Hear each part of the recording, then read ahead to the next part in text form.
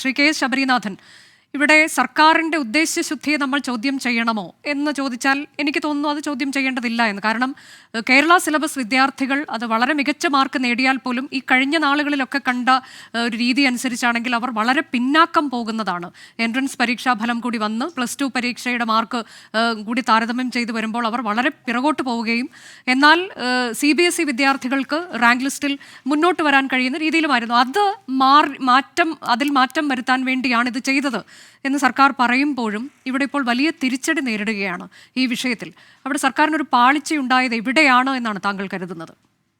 അല്ല, ആദ്യമേ തന്നെ ഈ കേരള സർക്കാരിന്റെ ഏറ്റവും മോശപ്പെട്ട ഇടപെടൽ നടക്കുന്നത് ഈ പറഞ്ഞ പോലെ ഉന്നത വിദ്യാഭ്യാസ മേഖലയിലാണ്. അതിന് ഏറ്റവും നല്ല ഉദാഹരണമാണ്, അത് പ്ലാനിംഗ് ഇല്ലായ്മയുടെ ഉദാഹരണമാണ് നമ്മളിപ്പോൾ കാണുന്നത്. നിങ്ങൾ നേരത്തെ പറഞ്ഞ ഈ കേരള സിലബസിലുള്ള ആളുകളുടെ വിഷമം അത് ഇന്നോ ഇന്നലെയോ അല്ലെങ്കിൽ എൻട്രൻസിന്റെ പരീക്ഷയ്ക്ക് 2 ദിവസം മുമ്പ് പറഞ്ഞൊരു കാര്യമാണോ? ഇത് എത്രയോ കാലമായിട്ടുള്ളൊരു വിഷയമാണ്. അതുമാത്രമല്ല, നമുക്ക് എപ്പോഴും അറിയാവുന്ന ഒരു കാര്യമാണ്, കഴിഞ്ഞൊരു 10-15 വർഷമായി എൻട്രൻസ് ആകട്ടെ, നീറ്റ് ആകട്ടെ, ഈ പരീക്ഷകളൊക്കെ മോണിറ്റർ ചെയ്യുന്നതിൽ കോടതിക്ക് വലിയ പങ്കുണ്ട്. അപ്പോൾ ഇത് തീർച്ചയായിട്ടും ഈ അവസാനം പരീക്ഷയ്ക്ക് 2 ദിവസം മുമ്പ് പ്രോസ്പെക്ടസ് മാറ്റുകയാണെങ്കിൽ, ഇതിലെ ഫാക്ടേഴ്സ് മാറ്റുകയാണെങ്കിൽ 100% ഇത് കോടതിയിൽ പോകുന്നത് സർക്കാർ അറിയാവുന്ന കാര്യമില്ലേ? അതല്ലെങ്കിൽ അറിയാൻ പറ്റാത്ത ആൾക്കാരാണോ ഇരിക്കുന്നത്?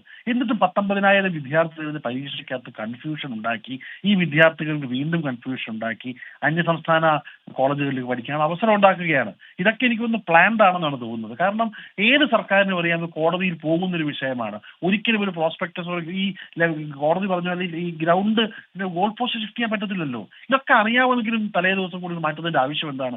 എത്രയോ ദിവസം ഉണ്ടായിരുന്നു ചർച്ച ചെയ്യാൻ. പക്ഷേ ഏതായാലും ഈ തരത്തിലേക്ക് ഇത് മുന്നോട്ട് പോവുകയാണെങ്കിൽ, താങ്കൾ തിരുവനന്തപുരം എഞ്ചിനീയറിംഗ് കോളേജിൽ പഠിച്ച വിദ്യാർത്ഥി കൂടിയാണ്.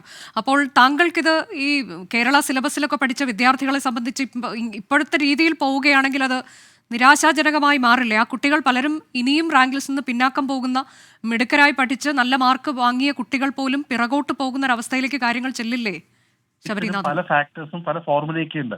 പക്ഷെ എന്റെ പോയിന്റ്, ആ വിദ്യാർത്ഥികൾ എന്ത് പഠിച്ചു?